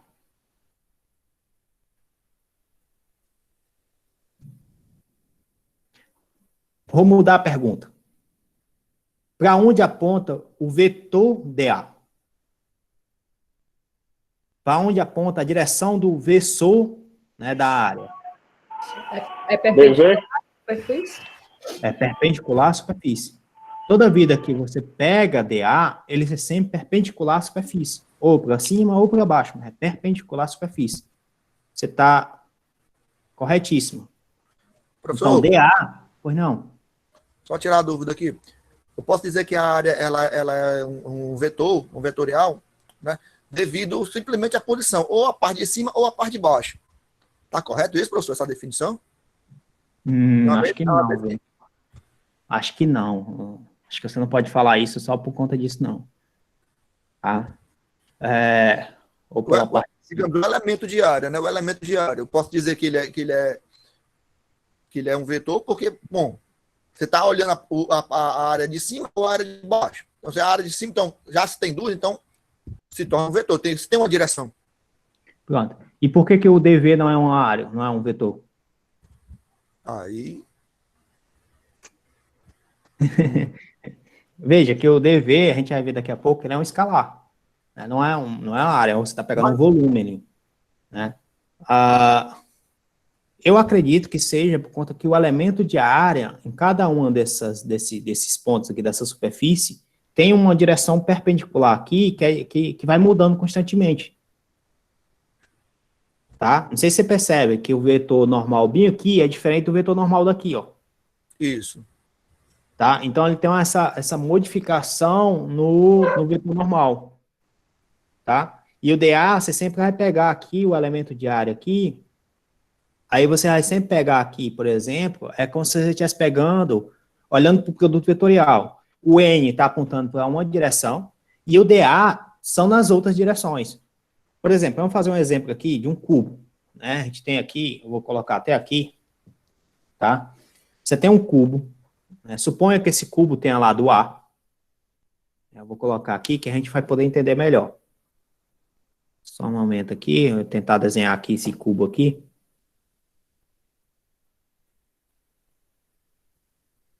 Tá? Deixa eu botar aqui em verde aqui. Suponha que ele tenha lado A. Então, tá aqui. Aqui para cá.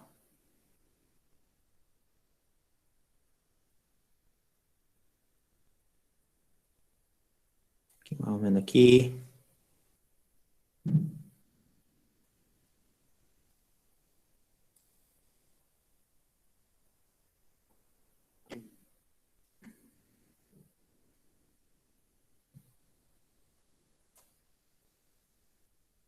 Suponha que isso aqui seja um cubo, tá? No desenho não tá perfeito não, mas eu acho que dá para entender, né?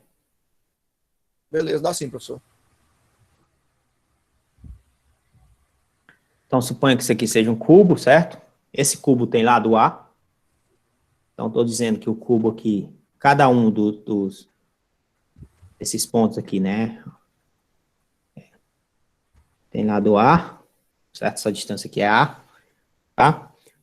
Ou seja, eu quero saber quanto é, por exemplo, suponha que você tenha V, que é o campo vetorial lá, dado por 2x, z, na direção x, mais z, x mais z, foi mal, x mais 2, opa, na direção y, isso aqui é um exemplo do livro, tá? Mais y vezes z ao quadrado menos 3 na direção z, tá? Você tem isso aqui é o v, certo? E ele pergunta quanto é o fluxo passando aqui, por exemplo, por essa superfície aqui, que eu vou chamar de 1. Quanto é quanto é a integral de superfície, né, de V escalar dA? Quanto é isso aqui?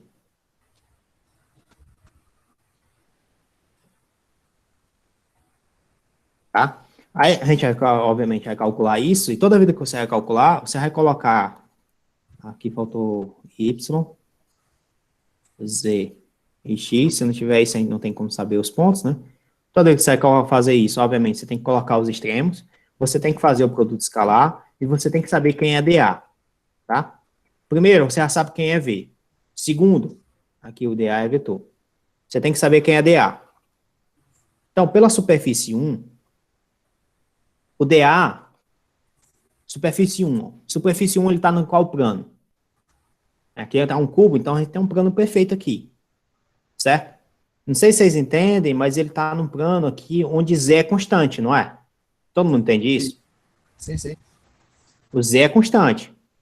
Então, Z é igual a 2 na superfície 1. A 2 não, a A, né? Z é igual a A. Então, deixa eu tirar 2. Z é igual a A. E o dA, repare que o que está variando, se Z é constante, então o que está variando é x e y. Então, o dA é dx dy. Mas ele está em qual direção? Está na direção que é perpendicular à área. Está na direção Z. De novo, nossa discussão lá, ó. O vetor normal está apontando na direção que é perpendicular à área, como se você estivesse pegando, então, um produto vetorial. Lembra que a definição de produto vetorial, a interpretação geométrica do produto vetorial não é uma área? Isso. O módulo é uma área, só que o vetor gerado é perpendicular a essa área. Né? É um vetor que é perpendicular à área. Tá na direção que é perpendicular. Ou seja, o dA vai ser, então, dx, dy na direção de z. Aqui na superfície 1. Onde z é igual a A. Tá? Aí você tem que olhar o seguinte, então, quanto é que está variando o x e quanto é que está variando o y? O x está variando de quanto a quanto? 0 a A. 0 a A. E o y? Também de 0 a A. Que é um cubo, não é? Perfeito. Então, isso aqui é de 0 a A. Aí o que é que tu vai fazer? Não é integral de superfície? Eu escrevo só como sendo uma integral, mas isso aqui são duas integrais. Então, você vai ter a integral de 0 a A integral de 0 a A, de V escalar dA. Como é um produto escalar, aqui tem dx, dy, mas aqui só tem a direção z. Então, só tem que pegar só isso aqui, ó. Aí vai ficar y. Z ao quadrado, na realidade, z é igual a A, então ficou A ao quadrado menos 3. Aqui é dx, dy. Beleza pura? Beleza, professor. Aí é só integrar, né? O resto é fácil, né? O resto é tranquilo. Tá? Se você for fazer das outras superfícies, você vai ter que fazer também essa brincadeira. Esse dA aqui da superfície 2 aqui que eu tô chamando, ó. Quem é que tá fixo? É o Y. Quem é que tá variando? Né? O fixo aqui, né? Nesse plano, né? Quem é que tá variando? É o Z e o X, não é? Certo? Certo. Aí teria que fazer essa mesma brincadeira. Isso aqui, essa integral aqui, eu não vou resolver, não. É simplesinho, vocês conseguem fazer isso. Tá nas notas. Pois não. Agora, aí, nesse caso do cubo, o plano é perfeito, né? O plano É perfeito. não tem curva. Por exemplo, o plano de cima, né? É. Em relação a Z. Por que, que o vetor, o vetor o elemento de área, ele é vetorial? Por que que eu... Tá. Por que o dA é um vetor? Pronto. Tu lembra lá do... Você tem A vetor B. Vou tentar explicar dessa forma. Você lembra lá quando você tinha dois vetores? A vetor B, isso aqui era o módulo de A vetor B, né? Numa direção, aqui em um vetor, que eu vou chamar de N, que é perpendicular tanto a como a B, não é? Sim. Pronto. E esse módulo aqui representa o quê? Não representa uma área? Sim, uma área. Né? Então, eu posso dizer que essa área aqui é a área de uma superfície. Certo? Então, o teu elemento de área dA é como se você estivesse pegando, então, um produto vetorial entre a derivada em relação a x com a derivada em relação a duas componentes. Sim, certo? Há dois vetores ali, que seria o que representaria, por exemplo, o x e o y. A derivada disso gera a superfície, né, a área, a representação, a interpretação geométrica é a área de uma superfície, e o vetor gerado é um vetor que é perpendicular a esses dois vetores. Pronto, de boa, Entendeu? tá explicado, professor. Tá? Então, a ideia é mais ou menos essa. Bom, para finalizar aqui a parte de integrais aqui, né? A gente tem agora integral de volume. Tá? De novo, a gente vai representar isso. Agora aqui muda, tá, pessoal? É uma integral sobre um volume de t tal, tá? A gente pode chamar isso aqui de d tal, dv, certo? Ou a gente pode ter ainda a integral sobre um volume de uma função vetorial t tal. Tá? A função pode ser vetorial, mas o volume continua sendo escalar. Beleza pura? Ok. Né? Obviamente, se T for uma densidade, então a integral é a massa total. A gente tem essa brincadeira, né? Se ela for uma densidade de carga, a integral vai ser a carga total. Vocês lembram disso, obviamente. Tá? E a gente pode ter também a integral com funções vetoriais, como está aqui, né? Só que a integral de funções vetoriais, na realidade, então se você tiver aqui ax na direção de x mais ay na direção de y mais az na direção de z, de tal, você está então você está integrando cada uma das componentes em relação a tal. E o resultado ainda vai ser um vetor. Não sei se vocês observaram isso. Que você aqui vai ter, ó, na direção de x, a integral de ax de tal, mais, na relação de y, na direção de y, a integral de ay de tal, né, mais a parte em z. Belezinha? Beleza. Tá? Aí tem um negócio interessante, né, e a gente vai só, de novo, é só revisão, tá, pessoal? Teorema fundamental do cálculo, e depois vai falar de gradiente, e depois vai falar daquilo que eu queria mostrar hoje, em relação à aula, que é o que é interessante para a física, né? Que é a conservação da energia. Tá?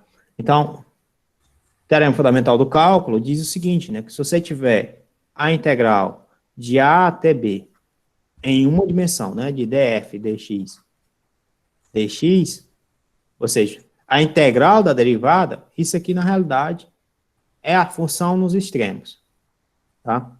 Isso aqui tem a ver com o teorema fundamental do cálculo, né? De uma forma mais, como o livro gosta de escrever, né? Que é a integral de A até B da tua f de x dx, isso aqui é igual a f de B menos a f de A, onde f de x, isso aqui é a derivada da tua fzinha dx.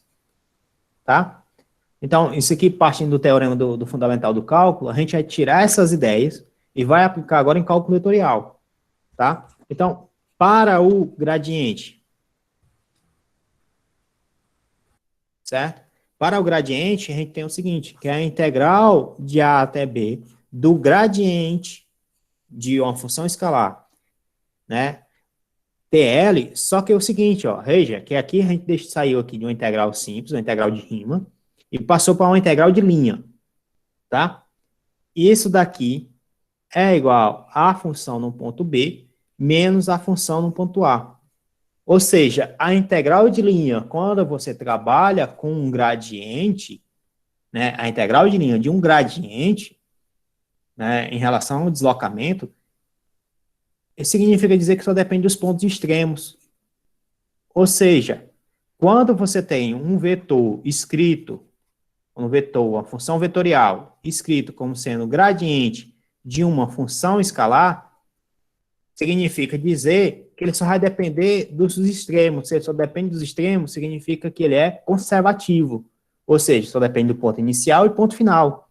Se essa integral de linha for fechada, significa dizer que ela é zero, né? Se for fechada, se uma curva fechada, então, integral do gradiente dl, isso aqui é zero, tá? Quando isso acontece, significa dizer que se você tem uma função vetorial que é escrita como sendo gradiente de uma função escalar, significa que essa função vetorial, ela é conservativa, tá? No caso, a gente pode ter, então, como exemplo, né, forças conservativas. Forças conservativas. E essas forças conservativas, elas dizem exatamente isso. Conservativas, eu acho que é assim que se escreve, né? Conservativa. Forças conservativas, elas dizem que a força é igual a menos o gradiente da energia potencial. Toda vez que você tem uma força conservativa, você pode escrever dessa forma. Sendo assim, quando você calcular a integral de linha de A até B do gradiente da energia potencial, tá? Isso aqui é a energia potencial no ponto B menos a energia potencial no ponto A. Ou seja, a energia potencial não depende do caminho, depende apenas dos pontos, é uma função de ponto, só depende do ponto inicial e ponto final. Nesse caso, de forças conservativas, tá? Onde você não tem perca de energia, nesse caso. Beleza pura até aí, pessoal? Show. Show, né? Então, como eu estava falando para vocês, a gente tem que a integral de linha, então, nesse caso, ela é independente do caminho. Então, agora a gente pode aplicar essas ideias na conservação da energia mecânica, né? Conservação da energia mecânica ou conservação da energia em termos gerais, né? E quais são essas ideias? Primeiro, a gente está supondo que F é conservativo. Se F é conservativo, tá? Se F é conservativo, significa dizer que F pode ser escrito como sendo menos o gradiente de uma energia potencial. Além disso, a gente acabou de ver que a integral de linha de A até B do gradiente da energia potencial escalar dl, isso daqui é igual à energia potencial no ponto B menos a energia potencial no ponto A. A gente acabou de ver isso.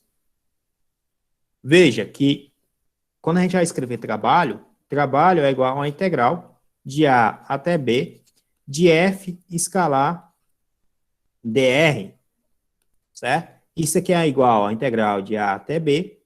F, a gente acabou de escrever isso como sendo menos o gradiente da energia potencial.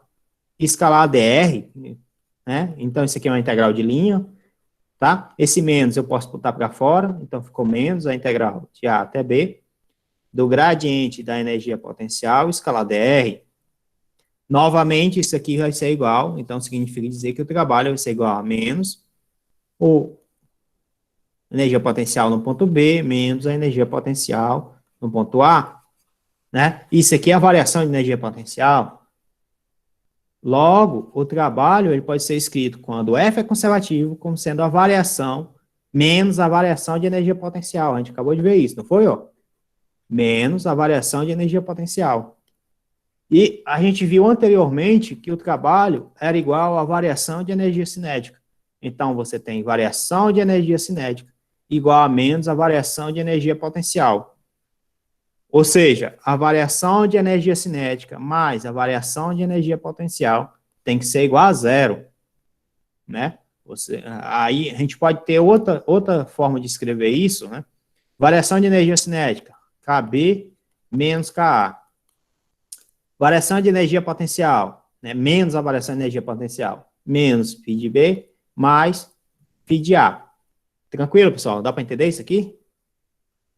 Professor, pode voltar aí? Aqui? Não, antes. Aqui? Isso aí. Por que que não fica um menos dentro da integral na primeira que o senhor fez? Aqui? Em cima. Não, lá em cima. Sim, aqui eu não estou colocando aqui menos, não. Estou só integrando o gradiente da energia potencial, somente. Só estou colocando que pelo teorema fundamental do cálculo, como a gente acabou de ver aqui, ó, que a integral do gradiente da energia potencial é π de B menos π de A. Eu só fiz repetir aqui, ó. Integral do gradiente da energia potencial, escalar dl, e aí é π de B menos π de A. Tranquilo? Tranquilo. Aí, como eu não sei quanto é esse menos, eu posso tirar o menos da integral, e eu sei quanto é essa integral. Aí eu resolvi só a integral, e o menos continuou aqui, ó. Aí vai ficar menos π de B mais π de A. E é isso que a gente está fazendo aqui agora. Menos π de B, não é asterisco não, né? Mais π de A. Pronto. Se você passar o π de B para lá, fica positivo. Se você passar o K de A para cá, fica positivo. Então vai ficar K de B menos π de B igual Aí a energia K... mecânica. Ou seja, a energia mecânica é a soma da energia cinética mais a energia potencial, né? E a gente acabou de mostrar o seguinte, que a energia mecânica no ponto final é igual à energia mecânica no ponto inicial. Resumindo, a energia mecânica, ela é conservada. Alternativa. Né? Então, quando você tem forças conservativas, você tem isso, certo? Entrando de novo na discussão, pessoal. Quando é que a gente tem forças conservativas? Quando o rotacional de F é igual a zero. Porque quando o rotacional de F é igual a zero, você pode escrever F, né, como sendo menos o gradiente da energia potencial. Tá? Quando a integral sobre um caminho fechado, certo? De F escalar dl, que é a integral de caminho do trabalho, tá? É igual a zero. Significa dizer que F independe do caminho. Quando ela é independente do caminho, F é conservativo. Se F é conservativo, a energia é conservada. Tá? Depende do caminho. E tem a outra coisa que a gente acabou de ver. Acho que não, né? Acho que é isso mesmo. Belezinha? Tranquilo, pessoal? Ó, isso aí não tem no livro, tá? Isso aí é só uma curiosidade, vamos dizer assim, né? Algo a mais. Mas está em qualquer livro de física, tá? A diferença está... Tem alguns livros que não adotam um formalismo matemático mais... com um padrão um pouco mais alto, né? Tem livros que sim, adotam isso, e tem livros que adotam com um padrão bem mais baixo. Então, depende muito de qual livro você esteja querendo olhar. Deixa eu ver que horas são aqui, ver se dá tempo aqui. 8h30, professor. Fechou mesmo na hora. Bom, pessoal, vou só terminar aqui um negócio aqui, que é, próxima aula a gente vai ter agora o teorema do divergente, tá? Teorema do divergente, que é o teorema de Gauss, né, que acho que é Gauss o nome, ou Green, né, porque um é em 2D e o outro é em 3D, e depois a gente vai ter o teorema de Stokes. Né.